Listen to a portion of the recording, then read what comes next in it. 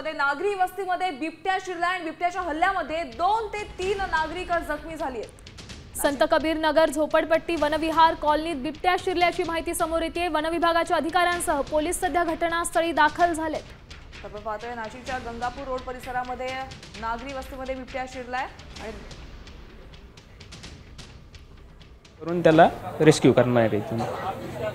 पण पाहतोय की याच ठिकाणी आतमध्ये हे जे शटर आपण बघतोय दुकानाचं, याच्या पाठीमागच्या बाजूला तो जो बिबट्या आहे तो लपलेला आहे आणि त्याला पकडण्यासाठी आता अशा पद्धतीने ही तयारी जी आहे ती वनविभागाकडून केली जाते आहे। बिबट्याला बेशुद्ध करण्यासाठी, ट्रँक्युलाइज करण्यासाठी आता वनविभागाची टीम अशा पद्धतीने ही सगळी तयारी करते आणि बिबट्याला लवकरात लवकर कशा पद्धतीने पकडता येईल यासाठी प्रयत्न सुरू करण्यात आलेले आहे। एकूणच आपण जर बघितलं तर हा सगळा परिसर जो आहे तो रहिवासी परिसर आहे। मोठ्या संख्येने नागरिक या सगळ्या परिसरामध्ये राहतात आणि त्यामुळे ज्या वेळेस दुपारच्या सुमारास बिबट्या या ठिकाणी शिरला त्यानंतर नागरिकांमध्ये एकच गोंधळ उडालेला आहे। सध्या आता बिबट्याला पकडण्यासाठी चारही बाजूने जाळ्या लावण्याचं काम जे आहे ते वनविभागाकडून केलं जात आहे। आपण जर बघितलं तर सातत्याने म्हणजे मागच्या काही दिवसामध्ये पुण्यातला जुन्नरचा परिसर असेल, त्यानंतर कोल्हापूर शहरामध्ये देखील बिबट्या शिरलेला होता आणि आता नाशिक शहरामध्ये देखील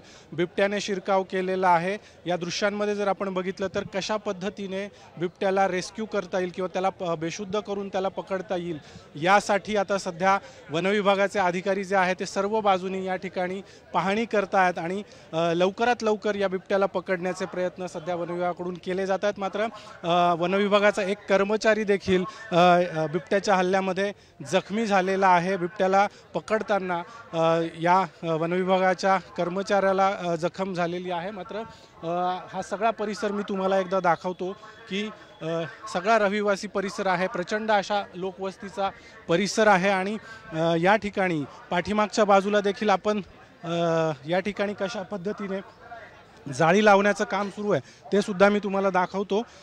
या दुकानाच्या पाठीमागच्या भागामध्ये हा बिबट्या शिरलेला आहे, लपून बसलेला आहे आणि त्यामुळे या ठिकाणी आता वनविभागाच्या टीमकडून या ठिकाणी अशा पद्धतीने ही जाळी लावण्यात आलेली आहे, नेट लावण्यात आलेला आहे, जेणेकरून बिबट्याला पकडताना त्याने इथून बाहेर पडण्याचा प्रयत्न केला तर तो या जाळीमध्ये अडकेल अशा पद्धतीने सगळी तयारी जी आहे ती सध्या वनविभागाकडून सध्या सुरू आहे। आपण पुढे देखील या ठिकाणी आतमध्ये बघण्याचा प्रयत्न करूया की नेमका बिबट्या या सगळ्या भागामध्ये नेमका कुठल्या ठिकाणी शिरलेला आहे।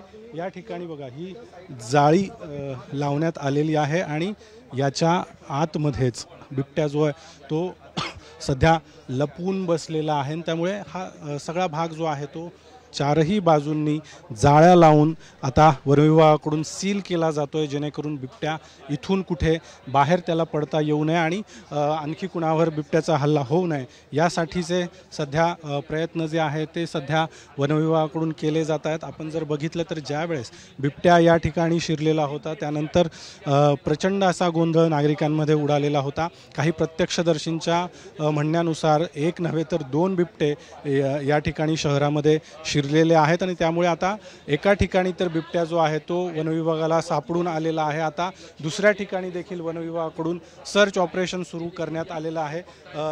दादा, जाळी लावलेली आहे, नेमकी कधी बिबट्या शिरला? सर एक 10 ते 15 मिनिटं झाले आपल्या याच्यावरती वन विभागावरती माणसावरती हल्ला झालेला आहे। एक 15 मिनिटापूर्वी आम्ही इथंच क्लिक केलं होतं त्याला आणि एक 10 मिनिटांवरती तो पत्र्यावरनं इथंच हल्ली टपरीत लपलेला आहे। अजून इथंच कारवाई झालीच पाहिजे, इथंच तो आहे। अजून नाही इथं नाही केलं, आज आपल्या वन विभागाचे आपले जे माणसं होते त्यांच्यावरती त्यांनी हल्ला केला आहे तर त्यांना आपण गाडीत बसवून त्यांना पाठवलं। 1 ते 2-3 जणांवरती तर हल्ला झालेला आहे। इथंच बाजूला एक संत कबीर नगर म्हणून आहे, तिथं आपल्या मुलावरती हल्ला झालेला आहे आणि इथंच आपल्या ट्रस्टीवरती एक हल्ला झालेला आहे। एक 10 ते 15 मिनिटं झाले सर। साधारणतः तुम्ही बिबट्याला बघितलं का की किती मोठा आहे काय? सर बराचसा मोठा आहे, तो बघितलेला आहे सर।